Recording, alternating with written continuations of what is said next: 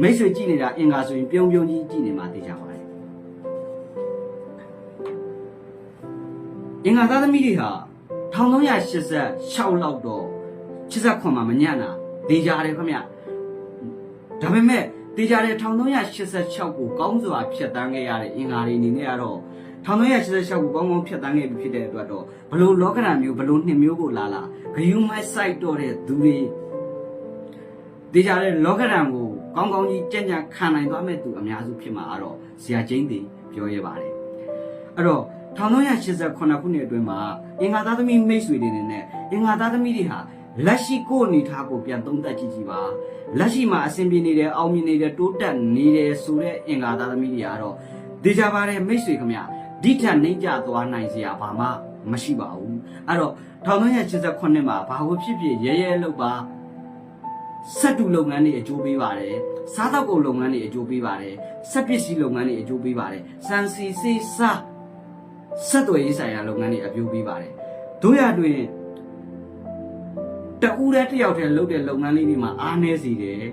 အထူးသဖြင့်1389ခုနှစ်မှာအင်္ဂါတွေဟာ social media အပြင် social အပြင်အင်္ဂါတွေကစကားပြောနေတဲ့အင်္ဂါတွေလည်းဖြစ်တယ်အင်္ဂါတွေဟာစိတ်ရှုပ်တာမခံဘူးကြောပူတာခံနိုင်တယ်နားပူတာမခံနိုင်တာဇယိုက်ကရှိတတ်တဲ့အတွက်အင်္ဂါတွေဟာအများနဲ့ထိတွေ့အောင်အဖွဲ့အစည်းအသင်းအဖွဲ့နဲ့အန်ကြအောင်တော့တော်တော်ကိုစူးစမ်းပေးဖို့လိုအပ်ကြောင်းထပ်လောင်းအကြံပေးပါရစေအဲ့တော့1389ခုနှစ်အတွင်းမှာ social အားနည်းတဲ့အင်္ဂါတွေကတော့ social marketing နဲ့ပတ်သက်လာတဲ့အခါပဲဖြစ်ဖြစ်လူတိုင်းကိုပြုံးပြဖို့စကားပြောနေတဲ့အင်္ဂါတွေအနေနဲ့ကတော့နည်းနည်းလေးစကားပြောတတ်အောင်လေ့ကျင့်ပါများများပြောပ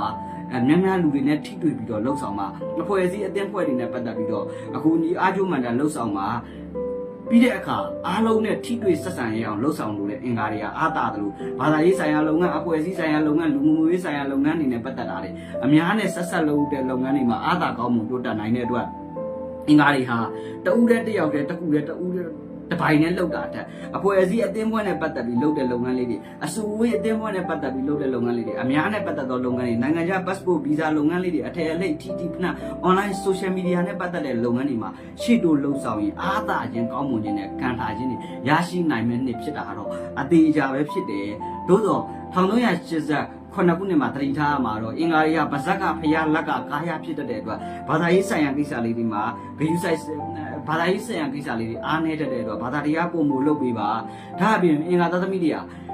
အမျိုးသားကောအမျိုးသမီးကောအစားအသောက်နဲ့ပတ်သက်တာတွေသူများကျွေးရဲ့အစားအစာတွေဂယုဆိုင်ပါကျမ်းမာရေးနဲ့ပတ်သက်လာရင်လည်းအစာရည်နဲ့ပတ်သက်တာတွေစီးနဲ့ပတ်သက်တာတွေလေချောင်းနဲ့ပတ်သက်တာတွေဂယုဆိုင်လေကောင်းနဲ့ပတ်သက်တာတွေသတိပြုစင်ကြရလိုအပ်ပါတယ်1389မှာတော့အင်္ဂါရီဟာဆရာတို့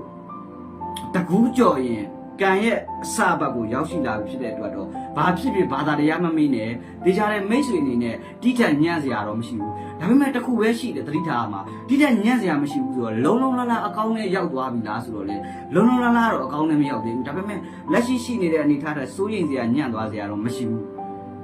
အခြေရေးအိမ်အောင်ရေးနဲ့ပတ်သက်လာရင်ဂျားလူကြောက်စိုက်ကိုဝင်တာမျိုးလေးတွေမိမိချစ်တော်မြတ်လို့တော့သူကမိမိကိုဖောက်ပြန်ခံရတာမျိုးလေးတွေအိမ်အောင်ပြုမဲ့စိတ်ဆက်မဲ့ပြောဆိုပြီးတော့အပြက်လေးတွေပေါ်တာမျိုးလေးတွေကြုံရတဲ့အတွက်ကြောင့်မလို့အင်္ဂါသားသမီးတွေဟာလူငယ်များအဖို့ကတော့အခုကြိုက်အခုတွေ့အခုချစ်တဲ့သူများအဖို့ကတော့စုပ်လဲဝင်လက်လဲဝင်နိုင်တာပေါ့သို့တော့သမီးသားများအနေနဲ့ကတော့မိတ်ဆွေတို့ရဲ့အိမ်အောင်ဘက်ဖူးစာဘက်ရီးစားဟာကြာစာပရိဖြစ်နေရင်ဖြစ်စေတောက်ကြဖြစ်နေရင်ဖြစ်စေအတတ်နိုင်ဆုံးအရှိအိမ်အောင်ပြုတ်မယ်ဆိုလို့ရှိရင်တော့လူကြီးမိဘကိုပေးတွေ့တာမျိုးထက်တခါတည်းမင်္ဂလာဆောင်လိုက်တာမျိုးတော့မဟုတ်လူကြီးမိဘနဲ့ပတ်သက်ပြီးတော့နင်းနီးကက်ကတ်ဆိုလို့ရှိရင်အချိန်ကြာကြီးလောင်းတိုင်းကြာကြီးခွဲပြီးတော့မှစိတ်ဆက်မင်္ဂလာဆောင်မဲ့ရက်နဲ့စိတ်ဆက်မဲ့ရက်ကမကြဘဲနဲ့ရက်လေးခက်မြန်မြန်လေးလှုပ်လိုက်တာကောင်းတယ်မဟုတ်ရင်အကြံကြာလေးတွေပေါ်တတ်တယ်ဒါအပြင်အင်္ဂါသားသမီးတွေကမိမိရဲ့တိုက်ဆွဲတိုက်ဆက်ပဋ္ဌာန်းစာဥစ္စာဆွဲတွေပါလို့ရှိရင်လည်းထိုသူတွေရဲ့အထောက်အကူကိုရရှိတတ်တဲ့အတွက်ဘာသာတရားလေးတွေမဟာသမယတုတ်ရွတ်တာမျိုးတန်ဖို့တွေရွတ်တာလေးတွေများများပြုလုပ်တင်တယ်များများလည်းလှုပ်ဆောင်တင်တယ်သူများရဲ့စိတ်အကြံကိုကြိုသိနိုင်သောနှစ်ဖြစ်တယ်အင်္ဂါသားသမီးမိတ်ဆွေများဟုတ်ကဒါပေမဲ့ဒီနှစ်ဟာရွှေနဲ့ပတ်သက်တာမျိုးလေးတွေမှာဂယုစိုက်ပါလူယုံနဲ့ပတ်သက်တာမျိုးလေးတွေဂယုစိုက်ပါဒါအပြင်ရေထွက်ကုန်ပစ္စည်းတွေရေလမ်းကြောင်းတွေနဲ့ပတ်သက်တာမျိုးလေးတွေရင်ဆက်ပစ္စည်းနဲ့ပတ်သက်ပြီးမောင်းနေတဲ့အခါမျိုးလေးတွေမှာတော့သတိထားပါထိခိုက်ရှာနာစရာလေးတွေကြုံရတတ်တယ်လို့လူယုံမလွယ်ပါနဲ့လူယုံတတ်တယ်ပြီးတဲ့အခါဂတိ ဂတိတီတဲ့အလုပ်တွေနှုတ်ဂတိနဲ့လုပ်တဲ့အလုပ်မျိုးလေးတွေထားစာချုပ်စာတမ်းလေးနဲ့တိတိကျကျလုပ်ပါအင်္ဂါတွေကအဖွဲ့အစည်းအသင်းဖွဲ့နဲ့ပတ်သက်ပြီးလှုပ်ဆောင်ပါဘာသာစကားနဲ့ပတ်သက်ပြီးတော့တင်ယူလေ့လာပါတိုးတက်နိုင်တဲ့နိုင်ငံခြားခီးသွားပြည်ပခီးသွားတွေနယ်ဝေးခီးသွားတွေတိုးတက်နိုင်တဲ့ OH ချမ်းပြီးဝယ်မယ်ဆိုရင်တော့ကိုယ့်အမိခံပြီးဝယ်တာမျိုးလေးတွေသတိပြုစင်ကြရလိုအပ်ပါတယ်အထက်လူကြီးကြီးကဲတွေရဲ့စိတ်ပင်ပန်းမှုလေးတွေပြရတတ်တယ်သို့တော့ဆရာတို့အင်္ဂါတွေကထူးထူးပြောင်းလဲသွားနိုင်စရာတော့အရန်ကြီးမရှိပေမဲ့အရန်ကြီးစိုးရိမ်စရာတော့မရှိဘူးဒါပေမဲ့ငကိုကချမ်းမာရေးနဲ့ပတ်သက်ပြီးညံ့နေတာမျိုးငကိုကဝေဒနာခံစားနေရတဲ့အင်္ဂါတွေကတေချာတဲ့ကျင်းသေးပေါ့စေဝါကောင်းအထောက်ကူကောင်းအကူညီကောင်းတွေကိုရရှိတတ်သောနှစ်ဖြစ်တယ်ဘာလို့မြောက်ဆူဆူရဟာအကျိုးပေးတယ်စန္ဒီယာအရာဖြစ်တယ်ဒါအပြင်အင်္ဂါတွေဟာတောက်ကြတာသမီးတို့မဟုတ်တနင်္လာသားသမီးတွေရဲ့အကူအညီကိုရယူစွမ်းဆောင်မှုလုပ်ရင်ကံတက်မှုတိုးတက်မှုအောင်မြင်မှုတွေရရှိနိုင်တယ်လို့အကျိုးပေးသောအရာအနေနဲ့ဆိုရင်အနီရောင်အချူရောင်မိတ်ဆွေတို့နဲ့အသားရောင်တွေကမိတ်ဆွေတို့ရဲ့ကံကိုတိုးတက်ကောင်းမှုပြီးတော့ကံကောင်းစေနိုင်ပါတယ်ဒီနှစ်ဟာအင်္ဂါတွေက social ကောင်းမှုလို့တယ် social ဆိုတာစကားများများပြောဖို့လို့တယ်အဖွဲ့အစည်းတစ်ခုနဲ့ပတ်သက်လာရင်စိတ်ပင်ပန်းနဲ့လူချုပ်မှမနေတတ်တာမျိုးလေးတွေအားနည်းချက်တွေဖြစ်တဲ့အတွက်လူများများနဲ့ထိတွေ့ဆက်ဆံမှုလိုအပ်တယ်လို့မိမိရဲ့တက်မြောက်ပြီးတော့အရာလေးတွေကိုချပြတဲ့သောနှစ်ဖြစ်တယ်မာနာကြီးတဲ့အင်္ဂါသားသမီးအများစုကမာနာနဲ့ကြီးတဲ့အတွက်ကြောင့်မလို့တော့နည်းနည်းလေးစကလုံးတွေမှာနည်းနည်းလေးသူတို့ကိုထိရင်သူကပြန်ခံပြီးတော့စက်ကနေပြောလိုက်ရတာများတတ်တဲ့အင်္ဂါတွေဖြစ်တဲ့အတွက်ကြောင့်မလို့ဒါလေးတွေကိုတော့သတိပြုစင်ရင်အင်္ဂါသားသမီးတွေဟာ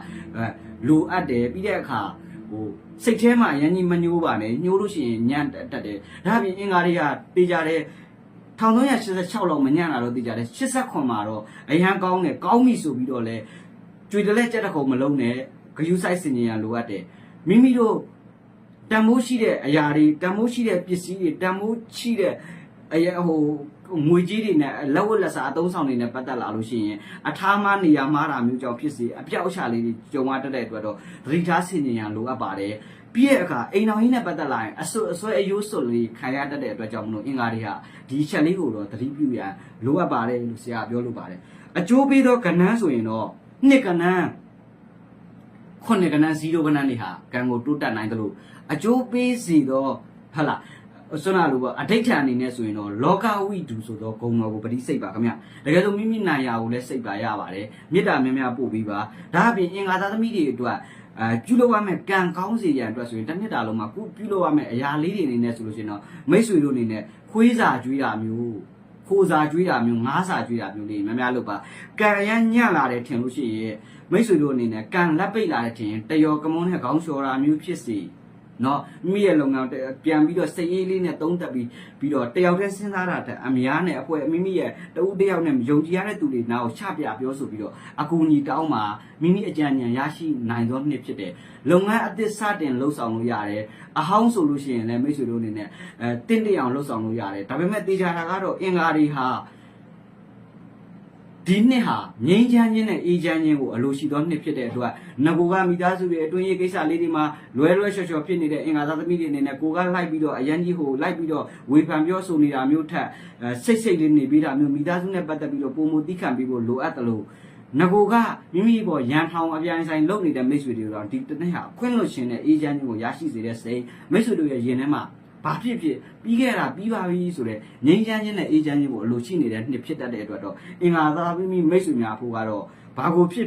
သိကြတဲ့ဘလောက်ပဲဒေါသထွက်ထိန်းချုပ်နိုင်မှာအသေးကြပဲဖြစ်တယ်ထို့အပြင်အင်္ဂါသားသမီးတွေဟာတတိပြုစင်ရင်ကြတော့တိုးတက်သွားပြီထီကန်ဆန်းလို့ကောင်းတယ်ထီကန်ဆန်းလို့ရတယ်ဘာကိုဖြစ်လုပ်ငန်းနဲ့ပတ်သက်လို့အခက်အခဲအကြံကြာလေးတွေပေါ်လာရင်မိမိရဲ့အိမ်အောင်ဘက်နဲ့ပတ်သက်ပြီးရောင်းလိုက်ပါဒါပြီးတဲ့အခါဆွမ်းနာလို့ပေါ့လူငယ်တွေသမီးစားများအနေနဲ့ဆိုလို့ရှိရင်တော့မိမိတို့အနေနဲ့မိမိရဲ့ချစ်သူသမီးစားကိစ္စလေးတွေမှာကိုကလိုက်လံပူပန်ပေးရတာမျိုးလေးတွေရုပ်တရက်မထင်မှပဲ social media နဲ့ပတ်သက်ပြီးတော့ဆွမ်းနာလို့ပေါ့အဆက်အသွယ်ပြတ်တာမျိုးလေးတွေ line တို့ internet တို့ data တို့မရတဲ့ဘက်မရောက်တဲ့ဘက်ကိုကြုံရတတ်တယ်လို့လက်စစ်ပစ္စည်းတွေကင်တွယ်အသုံးချတဲ့အခါမှာလဲသတိပြုစင်ရင်တော့လိုအပ်ပါတယ်ခင်ဗျာကောင်းပြီအဲ့တော့1389ကိုခြုံငုံသုံးသပ်ရရင်အင်္ဂါတွေဟာငြိမ်းချမ်းမှုနဲ့အေးချမ်းမှုနဲ့စိတ်ဖြောင့်တဲ့အလုပ်တွေကိုလုပ်ပါအာကုသိုလ်အလုပ်တွေအကျိုးမပေးဘူးဒါအပြင်စကားများများပြောပြီးတော့အမားတွေကိုများများလုပ်ရင်အနာဂတ်မှာရင့်တန်ခြင်းနဲ့ရှင်တန်ခြင်းကိုထမြောက်စေတဲ့နှစ်ဖြစ်တတ်တဲ့အတွက်ကြောင့်မလို့ဘာဖြစ်ဇလိုက်စေရောနေဖို့လိုအပ်ကြောင်းပြောလိုပါတယ်ဗုဒ္ဓဘုရားဥဒ္ဒသမီးတွေအတွက်ဆက်ပြောချင်ပါ